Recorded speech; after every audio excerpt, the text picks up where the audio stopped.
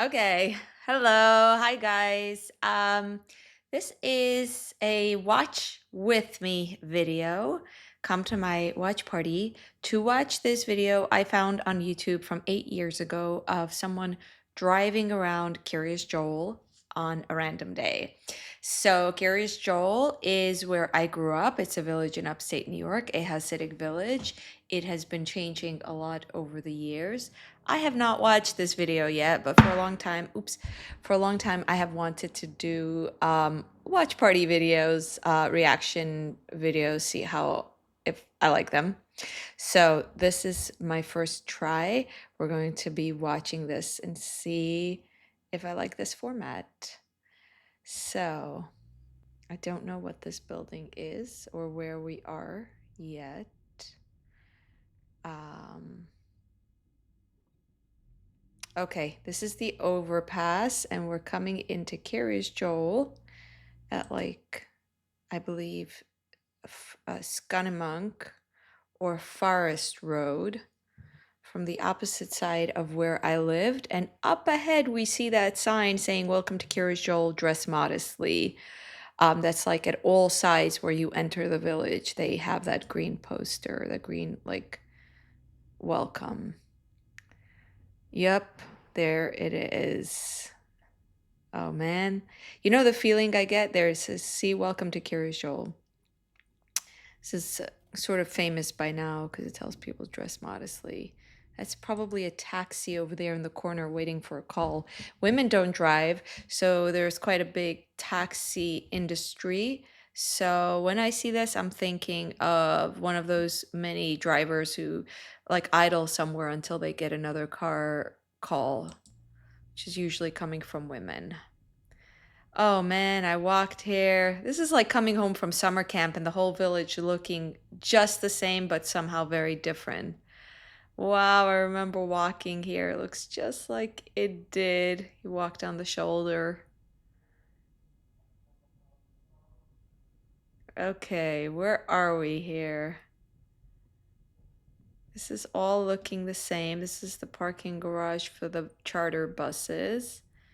This is sort of a new-ish development. Look at all the girls hanging out after or before school and boys walking. Oh, Forest Road. So see, there's still some of these old houses in some places. I'm sure by now they all have extensions. Um, and there's Quickway. Quickway is one of the first streets that were built in Kiryas Joel. Kiryas Joel was built in 1977. I was born in 85. Our family was one of the pioneering families that settled in Kiryas Joel, and it just exploded. Changed so much. So when I was a kid, Forest Road, this road didn't have sidewalks. So you walked on the shoulder, and there was a terrible accident that crippled a young girl that happened on Forest Road. And later, not only did they install sidewalks, but after I left, or maybe it was when I was a young mother, they installed traffic lights as well. See, we saw that one wealthy person's house. Mansions started to crop up at some point in my childhood. That was to the right of us. Oh, up here is, oh, I know so many people live here now. I can't remember what road it is. Zensk. First, they named it for presidents, streets like Quickway, and then it became names for cities in Eastern Europe that were origins of Hasidic groups like Luzensk, Liska, Satmar, where I grew up, Orshava, Krula. And here is the heart of town, the shopping center. This all was so different when I was a child. Almost, no, everything that is within view right now was not there. There were a lot of trees. That building up over here ahead, that's now like a banquet hall for smaller affairs and some kind of like hotel, was not here. The kollel, I remember when it was built, and the shopping center was much smaller. And this bus over here that women take since they don't drive was a tiny minibus that didn't have designated stops. And you ran after it and you're like, stop, stop, stop. And it just kept going. Now it's like imitating a city bus system with proper stops and a whole system. There you go. kuchma. That man is wearing a kuchma. That hat is called a kuchma. It's more of like an old school hat. The younger generation isn't wearing it. Wow. It's nice, Kiryas Joel, in like a late fall day. Look at those stylish coats on these ladies. I like it. So this is the shopping center. We were sent here. We had to walk on the road, so we weren't allowed to go to the shopping center by ourselves. We had to go to a different grocery store. I wish he would pen to the shopping center. That's very important. They built then a health center right next to it. Who knows what's over there right now? But this I remember when it was built. It was still sort of my time. Now here is the great big synagogue. Are we going to be able to see it? I'm going to readjust so we can see the full screen. I don't know how else to do this. My son's in college. He hates it that I say I can do things that I can do. He says, "Ma, you're totally capable of doing it." But I like to ask him. Okay. This is one of the old houses. This brown and white is what the original structures looked like with the siding. Our house was even more new than this. This is like what they looked like in the earliest iteration of Hasidic housing. So this is the security booth where you can go if you have an emergency on Shabbos. And there's someone on staff there on Shabbos. I don't know if there's someone on staff there all the time. But to the side of this is the huge synagogue that is enormous and impressive, but we're not seeing it. Here we go. This is Forest Road. This is the Hatzalah. I remember when they redid this. In here, in this little dead end, Sans Court, is where the Grand Rabbi lives, Rabbi Aaron Teitelbaum. Oh, this farm store. This is one of the oldest shops. I don't know if it's still there. When I was there recently, I didn't remember. There were like new shops here in this place, but this is like one of the oldest bookstores here. Sells farm books. This is also one of the older houses. They don't build like that anymore. Maybe that's where Maitesh lives, one of the community leaders. So I used to work over there and send my son to a babysitting place at this house across the street. Wow, old times. Okay, this structure here that this person has is called an arangabot. It is an addition to the house with a retractable roof, so it can be used on sukkahs so that you can see the sky and be in a winterized space. It's like a newer concept. It's what my parents have now as well. Personally, I prefer the real old school hut. Who am I to talk? I'm not building anything. Satmar Meat, I'm pretty sure, is new. Might be the other faction. There's been fighting and a split between the two groups. Between the two brothers, Aaron and Zalman Leib. The younger brother has more prominence in Williamsburg, and the older brother is more deeply rooted in Kiryas Joel because he's been living in Kiryas Joel for a long time. He was the junior rabbi, the Rav of Kiryas Joel during my entire childhood. So he's very, very deeply ingrained in Kiryas Joel. And he's like, I would say, the larger representation. His headquarters is in Kiryas Joel, but the other faction also has presence in Kiryas Joel, and maybe that's their meat market. I have no idea. I'm assuming it because the main faction's meat market is in the shopping center. Wow, I remember, this is bringing back so many memories. I remember when they built these structures, and me and my friends were running around in the muddy half construction sites, having the time of our life, screaming out of the windows. It was totally empty, and you could climb around. And you know what? Safetyism wasn't a thing, so we got to like totally roam a construction site. But before that, all of this was like shortcuts and trees. So shortcuts meant that there was like a trotted path, so you could get to Forest Road by going through a bunch of like trees to get to the other side from Satmar Drive. Now it's called Garlitz Court. So this, I believe, on the other end is all now developed. Oh, this home over here. I'm going to back up a tiny bit, is a style of architecture that they built when my parents bought the house, this. And it's two front porches, mostly siding, a little bit of brick, and the entire Satmar Drive was made up entirely of such houses. So I grew up in such an apartment, and all of my friends lived in such apartments, and all of our apartments were exactly the same layout.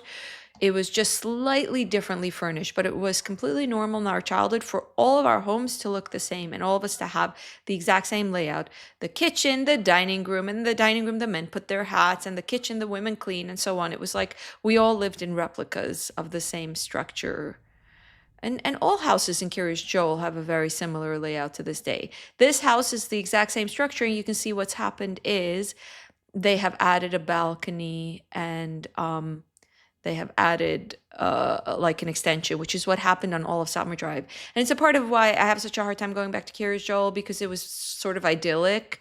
It was like otherworldly and idyllic. And now it's like full of these additions that I have a really hard time. There's like no architectural style to them. They're just for utility. They're just so people have more space, so people can make more out of their real estate. And for me, that's like really not easy on the eyes. By the way, I haven't watched this video ever before. I decided to watch it with fresh eyes for this. See, this is me, little me, walking here with my sister with a shopping list, going to the shopping center where my father worked on top of the shopping center. We'd go to ask for money. His secretary would let us in, and he had a computer, and sometimes we even made copies. Okay, all of this is, I'm pretty sure, now developed. On this side, when I was a child, there was a Jehovah's Witness church. And it was very, very beautiful when I was young. It was beautifully, immaculately maintained with waterfalls and plants and flowers. And every single Saturday, there'd be a flood of traffic coming down Forest Road over here and driving into the winding path to the Jehovah's Witness church. And we knew it was a tifla. And in my mind, it was this like huge Gothic structure that was like intimidating, and where they snatched up little Jewish children and forcefully converted them to Christianity. It was kind of like mixing with the stories of my childhood, of what it meant to like be a Jewish, like the stories of the threat to Jewish life in Eastern Europe. And the fact that we had in the back of our house a church really excited my imagination. So this is where I lived. This is my childhood friend's house over here on the other side of Forest Road. So Forest Road faced, Satmar Drive faced Forest Road. This light didn't exist. There was no sidewalk over here. And this is my childhood house over here. This is a window that from which I looked out at some points of my life, most of the time not. And this is our basement. We didn't have this back porch at the time. So this is where I grew up, and all of this when I was a child did not exist. None of this existed. It was all trees. And I remember when they first started to cut down the trees to start construction here, we lived with a flood of flies, rats. We had a terrible problem that the animals that had lived in the woods came into our house. We would change the fly catchers like every hour. I don't know, very often. I don't know that every hour, but very often, because they just was just like flies everywhere buzzing around in our house. It was terrible. It was terrible. But my childhood, like my formative years, were spent here. This big structure wasn't in existence. It was a lot of those little houses. Nothing was here. And this spot over here, also this shed that my parents put down, we didn't have. This spot, my parents don't live here anymore, by the way. This spot over here is where we waited for the school bus to pick us up when we got older. The younger girls waited inside the cul-de-sac, and the older girls came to the back and waited over here. And this was such a dangerous place. So after the Shabbos meals, my father would step out over here. He would wear his shiny bekatcha. He would put his hands behind his back, and it was a sign that we could grab his hands and come along. Whoever grabbed his hands was like holding on to him. And he would go for a walk to like walk off the meal. and he would go into the church, and we felt so like privileged that he would walk us over there, because it was strictly off limits to walk anywhere outside of the shtetl, which means outside of the village. It was strictly off limits to walk anywhere outside of the community without my father. So we always had to, or without an adult. We the village ended over here when I was a child. I said this in an interview with Jesse Sweet, who did a documentary about Kiryas Joel. When I was a child, they told us in school that when the Messiah will come, he will collect the Jews from all corners of the world. And I envisioned it like collecting a tablecloth at the end of the night of a party. You just pick it up at all corners, and you have a sack of all the Jews inside, and they're going to Israel. And this was one of the corners. It was quite clear to me. My bedroom window looked out to all of these trees. I'd sit at the window and I'd watch the trees. It was so green, so green. And I'd watch I'd look out to the trees, and it was all trees, deer, chipmunks, squirrels. It was pure nature when I was a child. We didn't have this fancy garbage can. It was none of that. But the children played inside the cul-de-sac, which we don't see here. Our literal address was not Forest Road. It was Saltmore Drive. That's where the house faces. So this didn't exist. And this is Acres Road. Acres Road, this I don't remember. It was here, I'm pretty sure, but I don't remember what it was. All of this, like, I remember doing a play over here with my friends. I remember there was a giant refrigerator box involved. I remember that play. This is looking a lot like it did back then. This is from 8 years ago, and a lot of things have still changed since. So this is Krula, which all are very iconic names of the Satmar sect. Later they use names from other sects, but Satmar, Orshavan, Krula, Sigurd, the ones that are the early streets where I grew up, those were very central to the Satmar dynasty, and places where the Satmar rabbi served, had some kind of leadership position before the Holocaust in Eastern Europe, in Hungary, Romania. Also, I had childhood friends here. This is all looking a lot like it did back then. So this is the route to the girls' school. And the good, ambitious girls who were like prime stock that you wanted your sons to marry, they would go walking to school to get the exercise. So I like rolled out of bed, my tights was half pulled up, my briefcase was all over, flew onto the bus, sat in the bus, and looked as these excellent kids were like walking to school. I'm like, tomorrow I'm gonna join them. It never happened. I never walked to school except if I missed the bus. But they'd walk over here, and this is also sidewalks that came later. See, the younger generation wouldn't know this, but they grew up on the other side. All of this construction didn't exist. In fact, on this side where we have the newer construction, there were private houses, including Freins Lake, which was a gorgeous private villa kind of house that some Hasidic family owned for some reason. It was 2 levels. One level had a pond that was called Freins Lake, and it had even a little gazebo in the center of the pond. And we went to do tashlach there. So for the ritual after Rosh Hashanah or during Rosh Hashanah, where you empty your pockets into water, the entire community came there and fed the ducks. It was a highlight. But there was then another like little hill up with steep flight of stairs, and it was all very colonial, rickety as far as I remember, very beautiful. And they had like a gorgeous house up on top of the hill. It was beautiful. All of that doesn't exist. There were also a lot of other summer homes. Wealthy Hasidim who owned summer homes over here, and we would sneak onto the baseball court that they had, which we didn't have any baseball hoops. Basketball hoops, and we'd hang out over there and chat, and it felt so thrilling. And no one would like be bothered. They weren't there the whole winter, so we did homework there. So we kind of escaped on these private properties where there's a sense of private property is more loose here. Everyone's walking on each other's properties, especially because there are multiple families per property. I had an issue that after I left the Hasidic community, I once parked my car in someone's driveway, and they called the cops, and the cops traced me down, and I suddenly got a knock on my door, and they were the cops, and I'm like, what are they? They're like, are you Frida Wiesel? I said, yes, what? And they said, you parked your car in someone's private driveway. But I had such a strong sense that everyone's driveway is everyone's driveway that it didn't occur to me someone would actually call the cops. Now it makes a lot of sense to me that they're sitting at the window and they're like, why is someone's car in our driveway? It's just the cultural differences. Okay, this is an iconic building I won't name.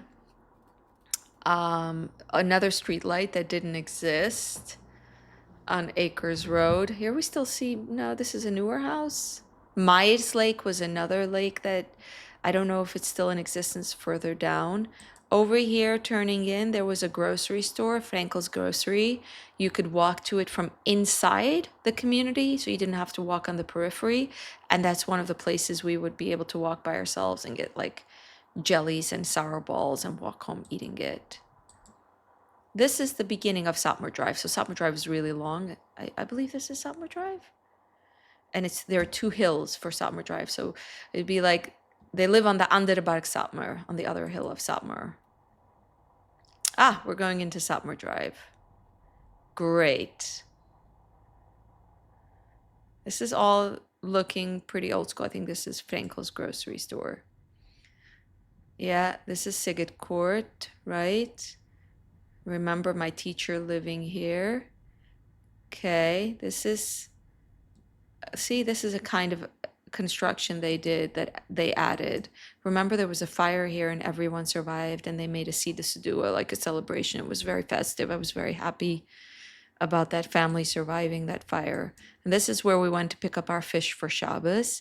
And if you walk down Satmar Drive and you cut through these two houses, you got to pretty much Bakertown, which is where the school was. This was the route to go to school. You cut through over here between two houses. Yeah, this is Satmar Drive. You see, all of these additions to the houses have completely changed Satmar Drive. And also there are a lot more cars because there are a lot more people living per house. See, they've turned their balcony into a built-in additional room. A copy center. So this is the andere Berg Satmar, the other hill. I lived on the first hill. We're coming to the end of the andere Berg. Yes. Here, I don't know what the medical thing is. It says Frauensat, women's side. They keep hanging these things. No one listens to them. So let's see where the driver is going to go. Ah, he's going. No, he's turning. So this here was where there was the hosiery shop. You got your tights, you got tzitzis. You were sent here. There was an older woman who ran the shop here on Hayes Court. So it's so ironic to see this village mixing words like Hayes, which is an American president, with Satmar, like on the corner of Satmar and Hayes. I mean, it couldn't be more ironic to me. But here there was a very rickety old shop where you were sent to buy like undershirts, or your tights was torn, you were sent to buy tights. There were a few companies and there were fancy girls who wore opaque tights, which was our word for transparent for some reason. And the less fancy girls wore thicker tights, and that was me. And we were sent to buy it here.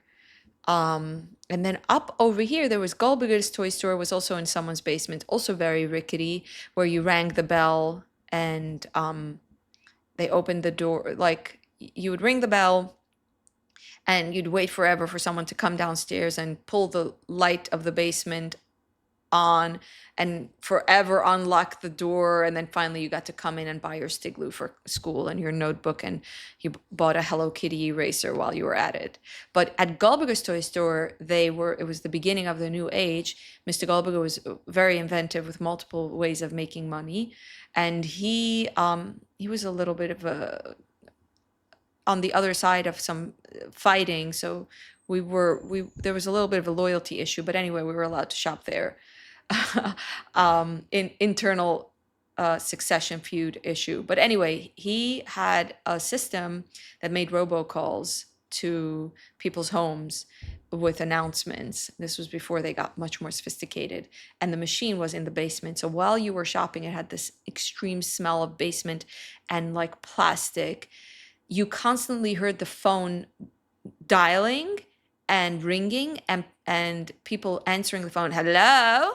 And then the machine, the man with the truck came down to Kiryas Joel. And people would like bang down the phone and it would call again and the next number. And it was like you could hear people's responses like, leave me alone, stop calling, or I don't have time, or whatever, while you were shopping. That was Goldberger's Toy Store. This place I recently saw is completely renovated, fancy place, but it was like a basement person's hosiery store or whatever, um, clothing, underwear, and undergarments kind of stuff when I was a child. Oh, this was where Faida's grocery was. I don't know. I can't see. I know it was renovated. I remember its renovations. So this is the path to the synagogue that we walked from inside the village. And this is also a lot of old iconic housing. And we see this wasn't there. This family I know. This was all very iconic. So this was still built in my childhood, the kollel. This is the kollel. It's for married men. They go study here.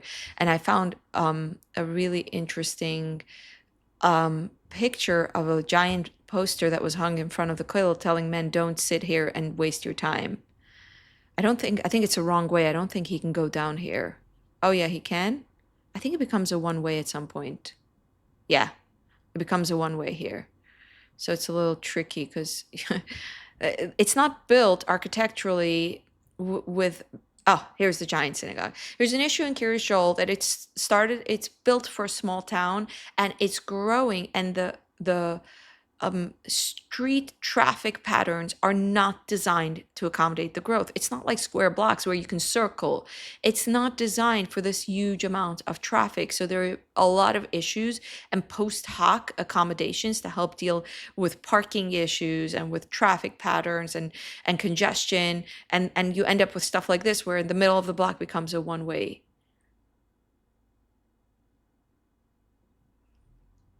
See, now where is he going to go?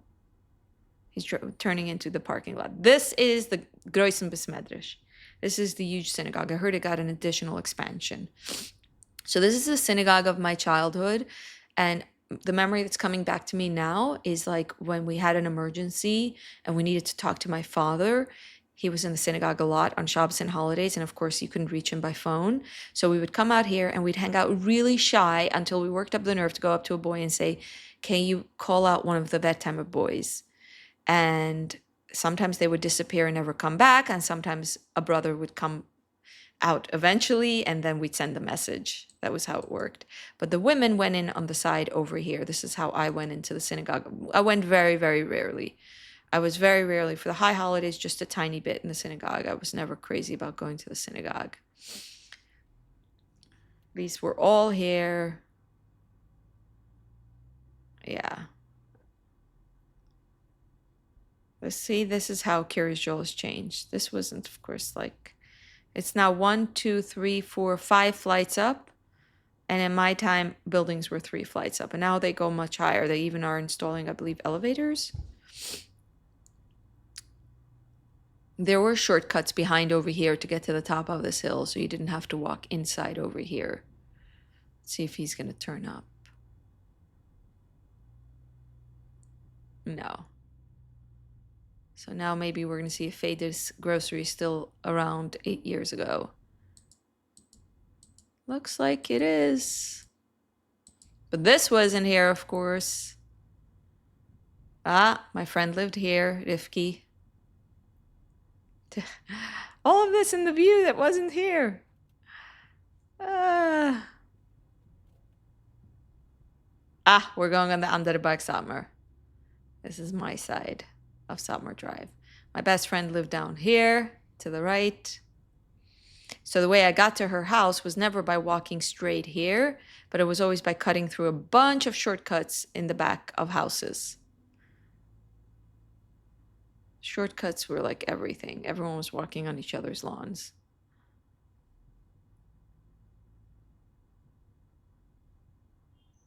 Yeah, so further in here is where I lived. But we're turning away. We're going down Krula. This is all the old part. See? He's driving through the old part. And by the way, this is probably a delivery truck for groceries. Almost everyone gets their groceries delivered, again, because women don't drive. So the infrastructure is really designed to help women because women don't drive. So there's stuff like everything gets delivered, minibus, taxiing. Everything is like designed for women to get around without driving. And still, there are issues with parking for all the cars that men have. Most men start to drive sometime after marriage. So we're again going down Acres Road. Let's see where he's going. See that little girl walking with her young brother to school, or young sister? They added this light when they added this giant construction because the kids now need to cross over here. But it's like completely new to me. And all the buses. Look at the number of buses. Look at the number of buses. Just incredible. Again, women are not driving to pick up their kids. Even if they did, it would be extremely, even if they were allowed to drive, it would be extremely time consuming. This is one of the older houses you can see here that we would go up on their property and hang out and sit around and talk and do homework and study and sing. Once we were chased by a dog. We did not make matters better by running from it hysterically. I came home with only one shoe. This is Midas Lake over here. It looks like it's still intact. I guess this is a mini bus stop over here. No, it's a bus stop in general. It's not just a mini bus. Okay, now we're going to the direction of Bakertown and Israel Zupnik, which is a wealthy family that very, very wealthy people who got a whole street named after themselves. This is also the old housing. You can see they're all the same. This is what we all lived in, and these are newer. I don't know if my cursor is visible. It's fine. This is like a very no frills video. I like having a second channel because I feel like production standards for my main channel are pretty intense. Even thumbnails take me like forever to make. So this is like small audience. I'm not driving myself crazy. Hello to the school. Okay, this is the big girls' school, and now there's a gate, so I don't know if he can drive in. But this is the girls' school. This is where I went to school, and this is where I got married. So let me show you. When I was a kid, this whole thing did not exist. This entire thing was just built much later. When I was a kid, there was just one little school. And that's where I went for elementary. And during my elementary years, they built, I believe, first this and then this. I'm not exactly remembering. But this school ended up being completed in time for me to attend my entire high school education here, or from middle school to high school, I think. Yeah, I was in sixth grade here, and then high school, I was in this wing. And the two lunchrooms are here, and you can see the wedding canopy over here. So the lunchrooms double as a wedding venue, and it's called Paradise. The wedding venue is called Paradise, and the school is called Synagogue. And when I was a kid, there was no security booth, there was no gate. It was an open space. I think they added the gate during COVID when the media started to hound the community and follow people around to see that they were open during COVID. And I think that's when the gate came up. I might be wrong. A lot of things have changed. I'm not following when. There was an additional fourth big building that was added after my time that is not in view here. But this is all like 20 years ago was around. This, oh, let's see if we can see it. This was called the White House. Across the street from the school was a white colonial, I believe a colonial called the White House, and we'd cross over and hang out there during recess. It's like someone's private property, and then the whole school is just like spilling out all over as if it was like a pretty piece of college campus. And that's where I broke my leg because I went sledding down the hill. True story. Well, this is where the village ended when I was a kid. This was the other corner of the world. And there was the KJ Auto Center at the end. Now, this is Hamaspik. And all of this has been added on sidewalks. I'm pretty sure there are sidewalks on both sides. Yeah. So these are newer construction, but not so new.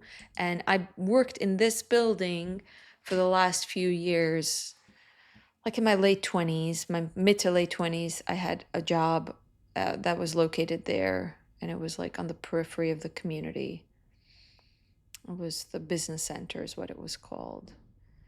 So when I was a kid, when you drove into Kiryas Joel, this hill had a terrible bump that when you drove down, you felt like you're in a roller coaster. You just drove down and your entire body flew out. Like your soul lifted for a second and then settled back in. And we called it the bump into Kiryas Joel. When we came into this bump, when we, let's say, returned from a wedding in Williamsburg or visiting my grandparents, my father would sing Mizen and Gekim and Kiryas Joel Tzilen and the and that, along with the bump, helped wake up the sleeping children so that we were ready to get out of the car when we arrived. So by the time we were over here, we were all sort of starting to sing.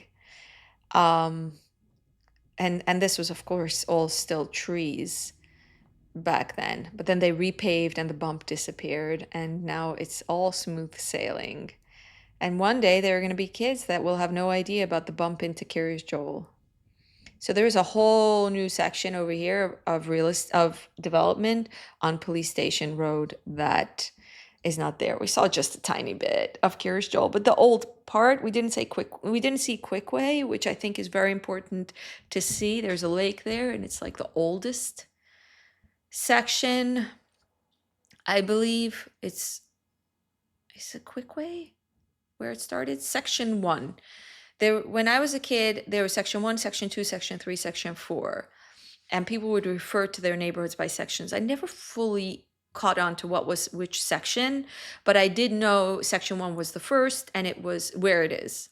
And we didn't drive in there. There's like, as far as when I was a kid, there was a lake there. I don't know if it's still there. And I wasn't there very often.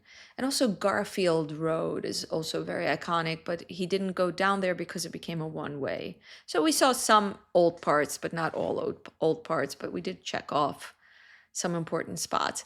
There's a whole new development where I lived, Atzitmudim, that we didn't see. And we also didn't see like the convalescent home for women, which is on top of the hill. Would be nice to see. There's a lot more to see.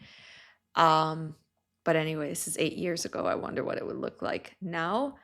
I did see there was another driving around Kiryas Joel video, which is on Shabbos. Maybe I'll watch that some other time and do a watch party. Bye. Thanks for watching with me.